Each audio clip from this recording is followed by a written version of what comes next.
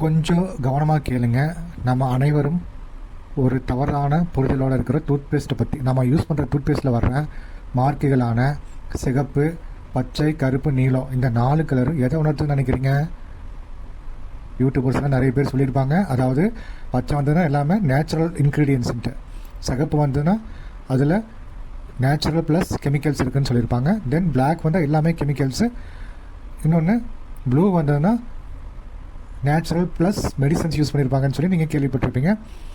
மெஜாரிட்டியான people அதை வச்சு தான் நீங்கள் டூத்பேஸ்ட்டை செலக்ட் பண்ணுவீங்க. அது உண்மையை நினச்சிருக்கீங்களா? கண்டிப்பாக கிடையாது.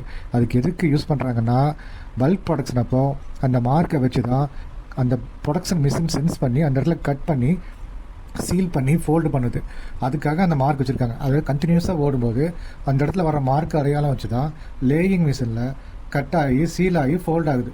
அதுக்காக மட்டும்தான் அந்த மார்க்கை வச்சுருக்காங்களே ஒழிய நிறைய பேர் நினச்சிட்டுக்கிற மாதிரி வேறு எந்த ஒரு உட்பொருளையும் சார்ந்ததில்லை.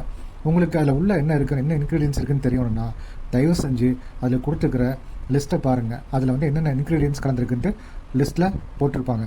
அதை வச்சு நீங்கள் செலக்ட் பண்ணுங்கள். சரிங்களா?